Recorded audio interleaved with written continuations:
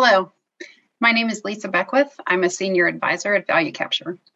I work with client hospitals and health systems to help them in reaching their safety and quality goals. And in the process of doing that work, I help them drive the principles of organizational excellence into their organizations. These principles are also known as the Shingo Principles.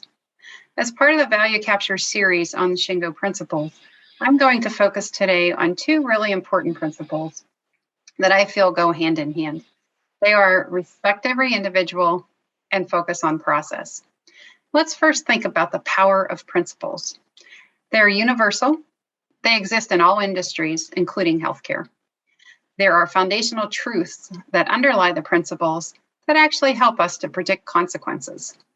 As leaders, we can learn about the principles and recognize that they can help us predict the consequences of our own behaviors and actions. Leaders actually have the opportunity to leverage the power of the principles by designing systems and processes that help drive behaviors of people in the organization so that they're able to live principles every day. They also can help us understand the negative consequences that may occur when we decide to ignore the principles. Principles actually tell us what to do. What are the actions that people can take? When I consider the principles of respect every individual, and I think about how leaders can do their work in a way to show respect for everyone, I think that the principle of focus on process is closely linked because it describes what leaders need to do to demonstrate that respect. They can do their work respectfully by focusing on the process. There's also a close connection between values and principles. Values govern our actions. Values are standards of behaviors that we believe to be true, and we hold them dear to our hearts. But principles actually govern the consequences of our behaviors or actions. So when our values are aligned with principles, we can achieve the positive consequences of our actions for which we are trying to strive for. We may choose to respect someone because that's our value, and the principle helps us to predict the consequence of that action. Let's start with the principle, respect every individual. Why is it a principle of organizational excellence? And why is it so important? People deserve respect simply because they are human beings. Every person on the planet deserves respect. We can see that there are powerful consequences if everyone lives this principle, and we also see powerful consequences when we do not. We hear about them in the news in our country and in our world every day. The action that we need to take is respect. The verb is respect. What does respect look like? What are actions that show respect? Who should we respect? We should respect not only groups of people, not most of people most of the time, but every person. Every individual that we interact with deserves our respect. When we find ourselves acting in a way that is respectful of other people, we can predict consequences that may result. We may gain trust with others, we might have a more engaged workforce, and we can better serve our customers. When we don't respect others, we can also predict the undesirable consequences that can also occur. Unhappy staff can lead to a decrease in our productivity.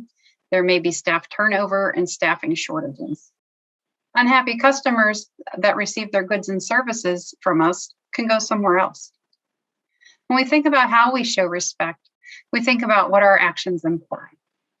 Take a minute to think about what actions come to mind for you. I'd like to share an example of a leader who embodied the principle of respect every individual and modeled the principle in every aspect of his life.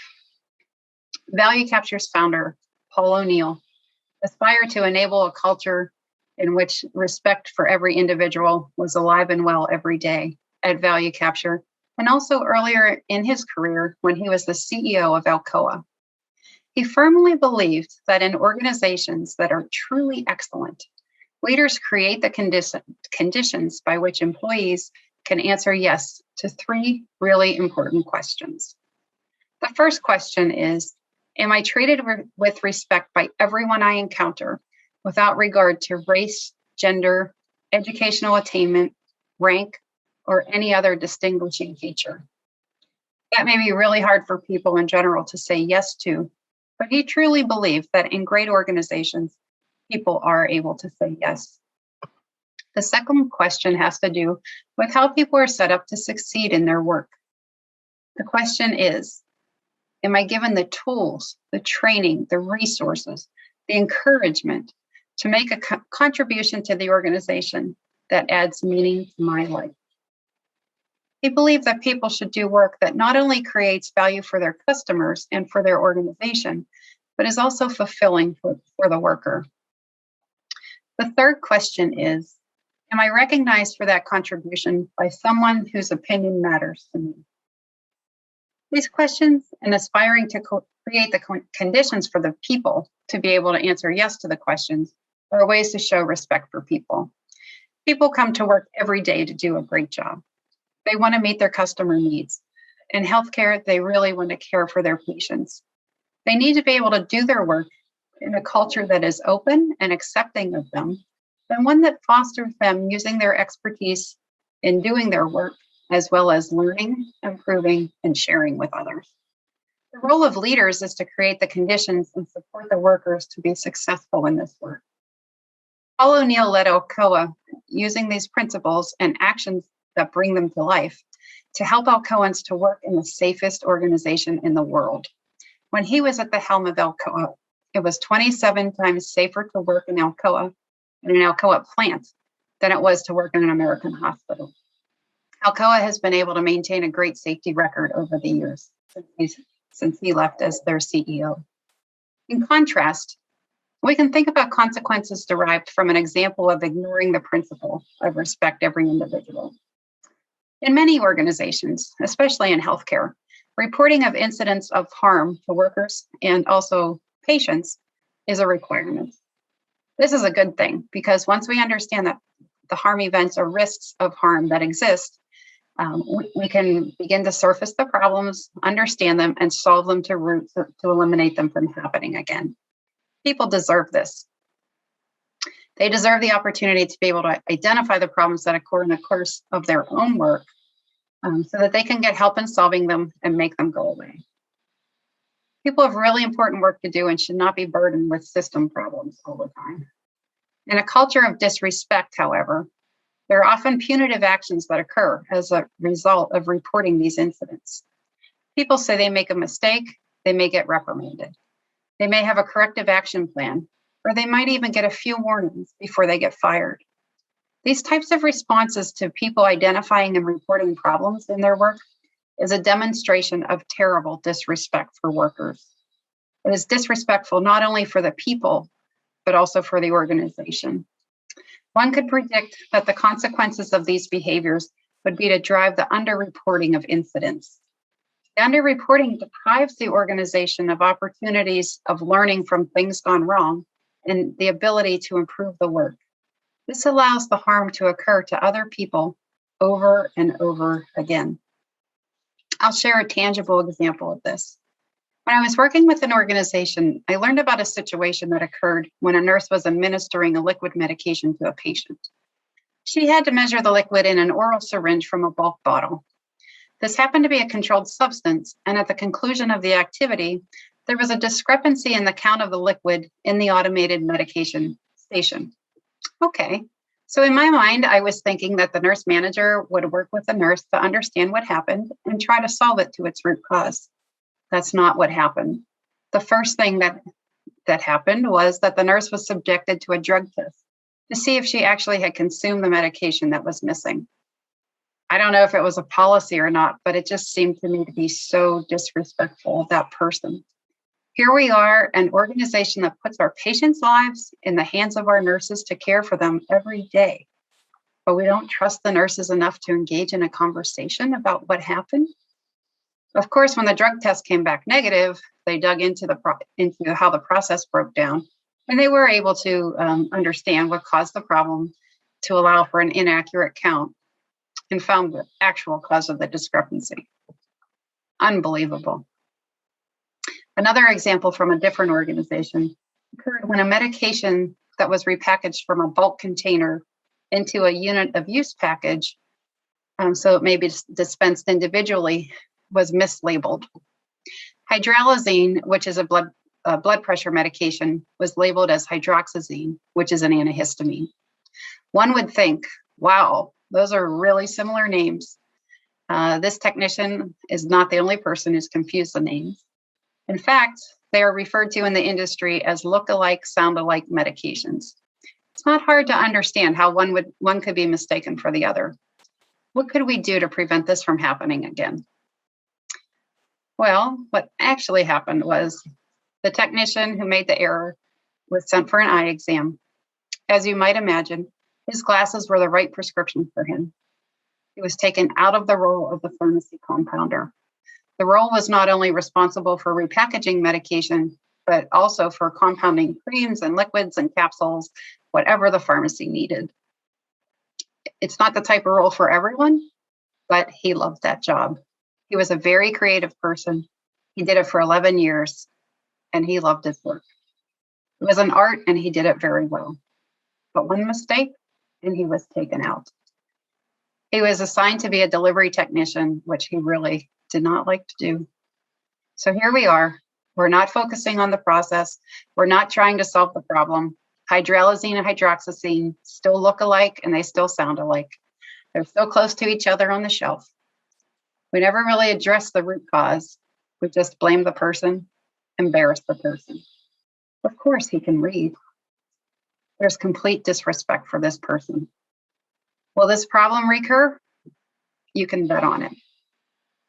These types of behaviors drive underreporting. People are afraid to say that something went wrong or a mistake was made. Naturally, they do not want the mistakes to happen either. When there are vulnerabilities in a process, mistakes can occur. So what can leaders do if they want to drive respect for everyone in the organization? Well, leaders can seek out situations in their own organizations that don't demonstrate respect for everyone. There may be hundreds of examples in every organization. The challenge to leaders is to find them and to address them. One of the most important things that we can do as leaders is to open our eyes to it and make it a focus of what we want to do. Look at the organization through the lens of respectful behavior. This leads us to the next principle, focus on process. This is something that leaders can do to drive the principle of respect every individual into the organization. This is a short phrase, focus on process. But it is so powerful if we can apply it to our work. Focus. Focus means that our attention is drawn to a very particular place or subject that we want to understand or study. When we focus on something, it draws our attention away from other things. The principle tells us that our focus should be on the process. However you think about the process, work steps, standard work, protocols, procedures, value streams, this is where the focus should lie when you're trying to understand, improve, and when you're trying to define best practices. The focus of your brain should be on the process and not on the people. People have to work within a process. Leaders, especially middle managers, leaders of departments and directors, these are the people who are really responsible for the systems and processes that the people work within. The frontline staff, the nurses who are subject to caring for their patients, have to work within that process. It behooves every leader to focus on their process to understand how the process is designed and the vulnerabilities within the process. Another benefit for leaders focusing on the process is that it provides them a way to find the deep appreciation for the work that people do, the care that they provide for their patients. It helps them see the creativity and ingenuity and understand improvement ideas that people have.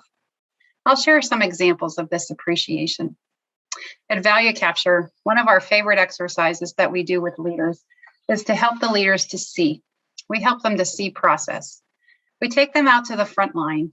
We typically work in hospitals, so we often take them to the bedside with a nurse or another caregiver for about 30 minutes, silently. They have their mouths closed and their eyes and ears open. They are observing work. They see the person. They see the caregiver. They see how caring the person is, how hard the person is working, how many tasks they have to accomplish in a short time. They see how frequently they need to move. back and forth across the room, across the unit, between patient and supply rooms, between medication rooms and the nursing station. They see the documentation, the phone calls, the conversations that are necessary to care for their patients. All of the work that's necessary is done usually flawlessly by the nurses. Simultaneously, as they focus on the person working within the process, they see the problems that the staff encounter. They see barriers to doing the work, and they see risks of harm. They might not have the right information. The worker might have to wait for a supply or a medication, or for someone to call them back to clarify an order. On reflection of the experience, the leader often describes the workers as caring, even loving, calm, organized, multitaskers. They recognize the people as methodical, and they appreciate all of the things that people do. They also reflect that the process sometimes is set up in a way that makes it hard for the people to do their work. They learn to separate the people from the problems. This exercise is easy for the leaders to do. Go to the work and observe. Create the psychological safety needed to be in the workspace and just learn. Take a step back and silently observe. It can be a very eye-opening experience.